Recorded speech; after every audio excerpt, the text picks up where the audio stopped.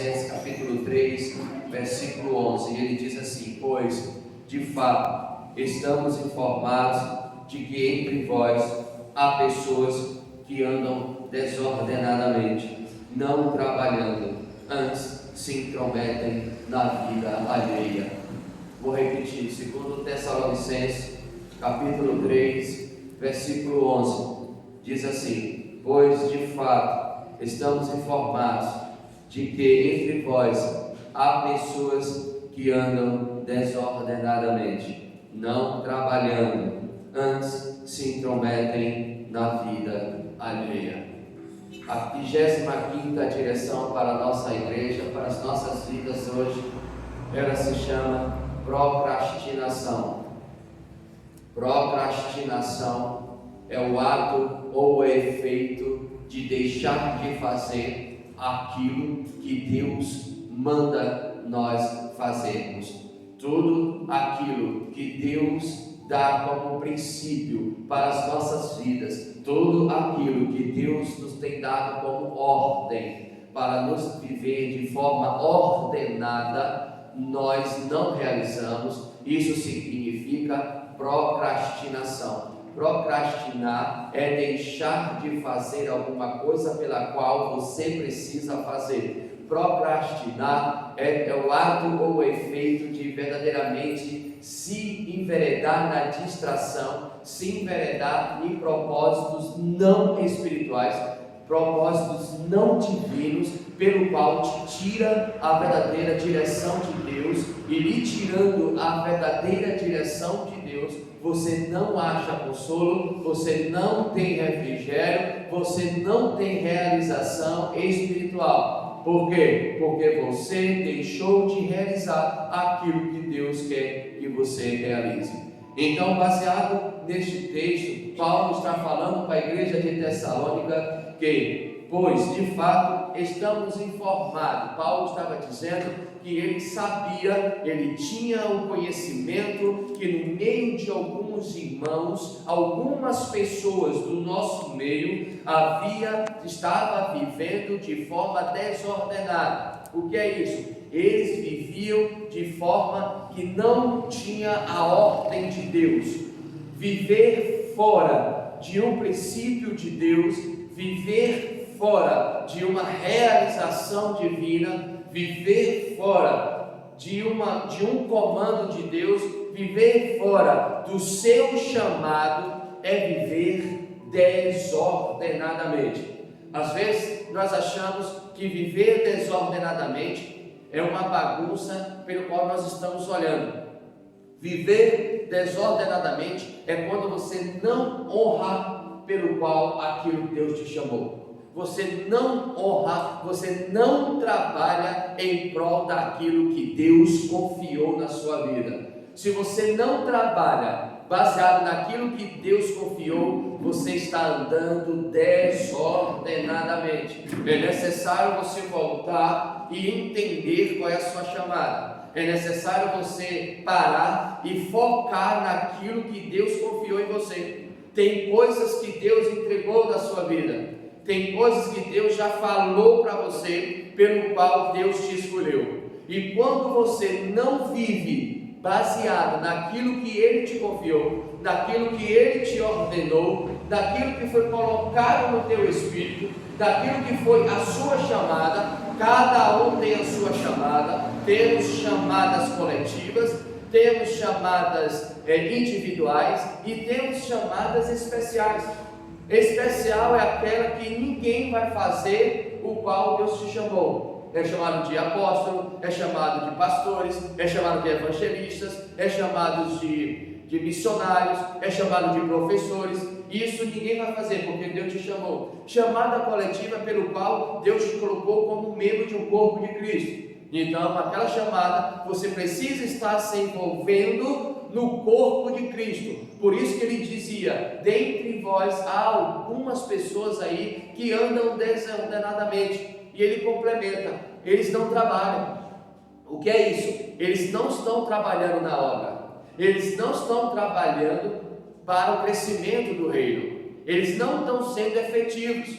Eles estão vivendo desordenadamente. Eles estão vivendo de forma que o reino não cresce também porque ele está desordenado. Ele não tem envolvimento. Aquilo pelo qual ele colocou o cargo pelo qual ele colocou na mão dele, não tem evolução, não tem crescimento, as coisas não estão acontecendo, estão paradas. Por quê? Porque a palavra do Senhor diz: antes se intrometem na vida alheia. Quando você não cumpre a chamada, quando você não cumpre as ordens de Deus, quando você vive de forma desordenada, que está fora de uma chamada de Deus, de um propósito de Deus, você começa a se intrometer em vida alheia. E qual é a vida alheia? Ao que está ao seu redor. O que é ao seu redor? É viver aquilo que você acha que é para viver. Muitas vezes nós olhamos e pensamos que viver a vida alheia é viver através da vida do outro. Você pode estar vivendo uma outra vida. Qual? O seu desejo é viver uma vida alheia. Ao seu redor, Deus quer que você se enverede na vida pelo qual Ele te chamou, não pelo qual você deseja. Quando nós enveredamos numa vida pelo qual nós desejamos e não seja a qual Deus nos chamou, você está andando desordenadamente. E quando você anda desordenadamente, você levanta uma barreira espiritual. Você começa agora a criar um impedimento na sua vida para você conquistar a terra de Canaã. Quando você não entende qual é a sua chamada, quando você não entende qual é a sua realização, o seu propósito, quando você não se envereda nas ordenanças pelos quais Deus já colocou na sua vida, você sabe, Deus já falou para você, você já foi chamado, você já foi capacitado, Deus está te capacitando, já colocou na sua mão, mas ela não anda, então significa que você está andando desordenadamente. Independente das circunstâncias, independente das provas, a melhor coisa que existe é você honrar o papai, é você usufruir dessa comunhão, é você usufruir deste relacionamento, é você usufruir, acordar de manhã, ter um espírito leve e saber que você está honrando a direção dele, que você não está andando desordenadamente. Andar desordenadamente, irmão Samuel, é andar sem propósito, é andar sem fundamento, é andar que não tem edificação espiritual, é você se comprometer naquilo que não está edificando nem você e nem a igreja. Isso é andar desordenadamente. Andar desordenadamente é andar numa vida fútil, é andar pelo desejo só seu, é andar pelo sonho que é só seu, e isso não repercute nos irmãos, isso não radia a vida social, isso não traz radiação aqui na igreja, isso não traz radiação aqui no chamado. A sua vida continua a mesma coisa, não tem luz, não tem radiação, não queima, não trabalha em prol disso, não honra a Deus. Isso é andar desordenadamente. Mas hoje eu te convido a você voltar onde você se perdeu.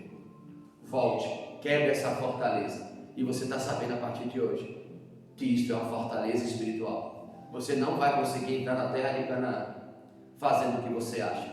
Você tem que fazer o que Deus te ordena.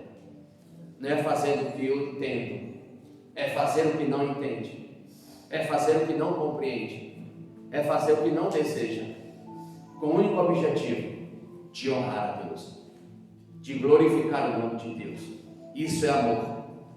A nosso maior entendimento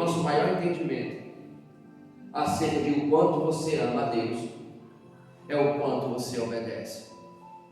O quanto mais você obedece significa o tamanho do amor que você tem com Deus. Isso nos confronta, isso nos traz um despertamento. Por quê, pastor?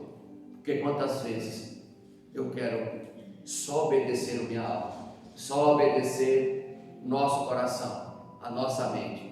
Isso significa que o amor a Cristo ainda é muito pequeno. Vamos clamar pelo amor de Cristo.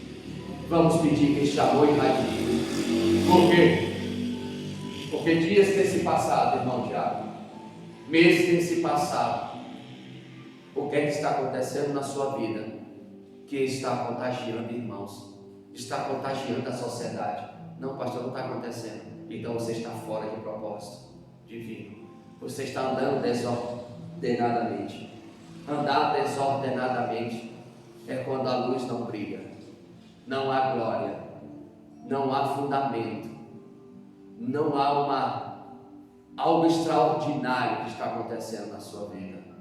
Então pare enquanto é tempo, não perca mais tempo, não perca a oportunidade, não perca a sua vida por coisas que são alheias, não perca a sua história diária pelo qual Deus te confiou. Deus te resgatou. Entenda uma coisa: Deus te resgatou para coisas grandes.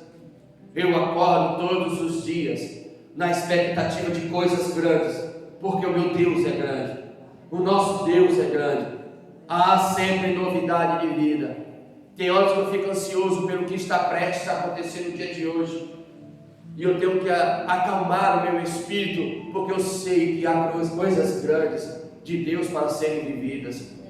Há coisas extraordinárias, escondidas, que nossos olhos não viram, estão prestes a acontecer. Tem coisas grandiosas que Deus prometeu na sua história, mas elas não foram vistas, não foram usufruídas, porque precisamos derrubar barreiras espirituais, precisamos destruir esses impedimentos, precisamos entender, precisamos romper a nossa alma, precisamos romper o nosso corpo, precisamos romper a nossa mente. Precisamos entender, irmãos, que há coisas excelentes para serem usufruídas. Há tesouros escondidos nas Sagradas Escrituras. Há tesouros escondidos no reino espirituais para derramar dentro do nosso ser. Se eu fosse você, eu estaria na expectativa, porque nós temos desejo de ser felizes, temos desejo de ter essa verdadeira alegria, temos desejo de ser fortalecidos na presença do Senhor, temos desejo de viver dias abundantes. Então eu preciso ser chacoalhado, eu preciso ser chamado a atenção, eu preciso dizer: Deus, me apresenta cada dia mais esse amor, me apresenta cada dia mais esse desejo ardente de estar envolvido na oração. Quebra o meu espírito, quebra a minha alma, me subjuga, me humilha, mas eu desejo essa presença, eu desejo essa direção, eu desejo esse propósito, eu desejo honrar essa chamada. Eu não quero ser mais um pastor, eu quero ser o pastor. Para isso eu preciso ser quebrado, para isso eu preciso ser humilhado,